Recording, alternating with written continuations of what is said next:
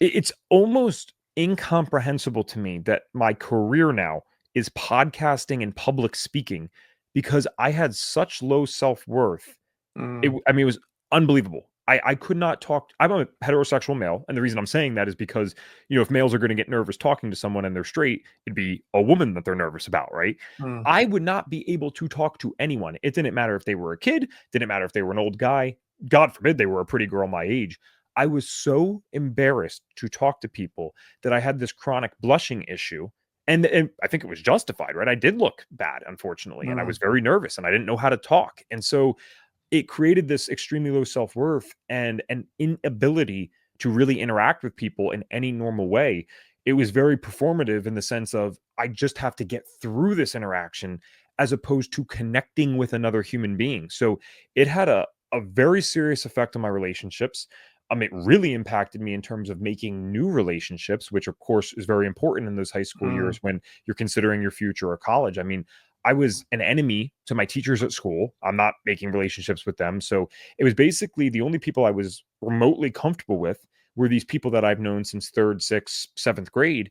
Except the problem with that is we're all doing drugs together. So the only people I'm comfortable with are those that are making terrible decisions along with me. And I fully participated in this. I was just as bad as all of them. And I contributed my own things to those groups. No one peer pressured me or made me do anything. I always want that to be straightforward. But it's a really bad place to be in when you have this social embarrassment, low self worth. You don't feel like you can go out and do anything. And then the only place you're comfortable is a place that completely promotes escapism with drugs. So that was probably the mm, biggest thing is just this low self worth, feeling like I was not able to do normal things. Like who would mm, hire me eventually? Who would want to date mm, this type of person? I did not have any value to myself whatsoever. mm. Yeah, I mean, it kind of takes me back to, as you know, I suffered with severe cystic acne myself, and I wouldn't say I felt terrible speaking to anybody, but there were certain situations that were worse than others for sure. And yeah, dating and going for job interviews, because for me it carried on until I was 31. So I had it for 18 years. Going for job interviews and dating were the worst things. But even just whether it was going to school or just going to work and just facing people when your skin is really bad, you just don't want to face anybody, right? Yeah. So I mean, I've not spoken about this myself before, but I was kind of, in some ways, the way that I tried to deal with that was to try and be in denial, which sounds really weird because how can you be in denial? Because it's all over your face, right? You know, and sometimes I'd have, like I mean, every day, again, you might relate to this. Every day, I'd probably spend half an hour to an hour in front of the mirror, and you're looking at all the spots on your face, and you're thinking, oh, it's really itchy. Shall I squeeze that one, or is it going to make it look worse, or should I just leave it? I mean, it looks bad enough now, but is it going to look worse or better if and you go through all those kind of decisions, and sometimes you'd squeeze one or two, and it make it look 10 times worse, and you think, oh, now I've got to actually go and face people looking like this. And I do remember those days, and I'm really grateful that for the last 25 years I've not been experiencing that. So I can definitely relate to how that was feeling. And again, I've mentioned a number of times in the 1990s that when my skin got really bad, relationships ended, and you think, well, keeps happening. It's probably not a coincidence, right?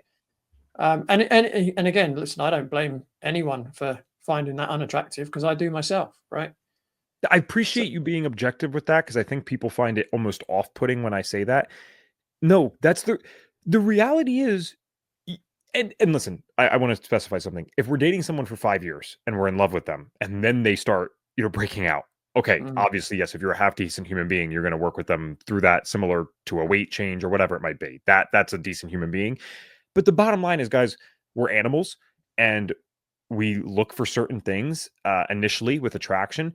And yes, I would look at myself and say, I wouldn't pursue someone or date someone that's a Mm, woman that has a face that looks like mine. Like that's when it really hits you hard, when you start to accept that you would not go out and date someone that mm, looks like you or be with someone that looks like you. It's like that's, I mean, there's nothing that hits your self-worth lower than that, or self-worth mm. lower than that. Yeah, and it might not even be a purely physical thing, right? Because, and again, obviously we're males, and like it or not, we are attracted physically more than women are attracted physically. But when you're covered in acne, what does that do to your own confidence? How are you going to carry yourself, Such right? a good point. Right. And then your partner's looking at you and maybe even at a subconscious level thinking, well, he's not very confident. That's not the kind of man I want to be with. Right. Because you do it's very difficult, if not impossible, when your skin's looking really bad to feel and act in a confident way. Mhm. You're right. So it has this dual effect where, yes, physically it might literally not be attractive, but you're also, and I think women especially respond to this. And I only know this because, I mean, when you do podcasting and speaking, you have to, even if you're not, you have to act super confident, and you can find, oh, females really like this, right? My wife loves that about me. So of course you're not going to act that way if you have the acne and you're thinking those thoughts. So you're Mm, right. It just ends up being this self-fulfilling prophecy where it's like, well, I shouldn't have confidence because of the acne, so I don't act in a confident way. And now I mean, you're hitting the double whammy for things that, excuse me, just aren't attractive. So I just appreciate you saying that. I also wanted to emphasize something that you mentioned about the denial thing, mm, because I wouldn't have used that word until you said it. And then you also said, I think you almost have to be in denial. And that is true, because for me, most of this was in my teenage years, but it broke into my early 20s, very early 20s, and late teens. At that point, though, I had to start testing out different careers. And when I look back, it's not that I'm not trying to beat myself up about it, but when I look back, I'm like, I can't even believe I showed up to those places for any amount of time. And I think I almost did have to be in denial and just act like, oh, people aren't noticing this, or they don't, they're not really making that big of a deal of it. It's like, dude, there is no way in hell they did not notice this. Like, it mm, was completely on one side of my face.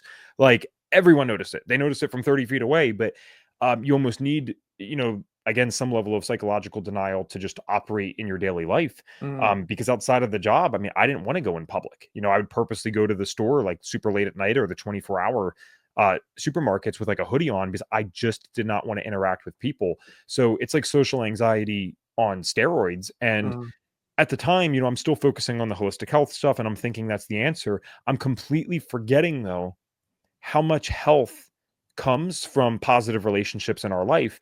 And mm, that took me a while, my friend. Like, I was doing all the health stuff right, and I'd gotten my skin mostly better, but not perfect, before I realized maybe some of my health now is just coming from the fact that I'm living on this island, metaphorically, and I've isolated from everyone, but I don't need to do that. I probably didn't need to do that then, and I definitely don't need to do that now. So it's amazing almost how, when I've gotten positive relationships back into my life, I can get away with things that would have made me sick before, but I actually still feel totally fine now. It's kind of funny how that works. Thanks for watching this video, and you can find the full-length podcast episode here on this channel, or you can head over to Apple Podcast or Spotify. And don't forget to like this video.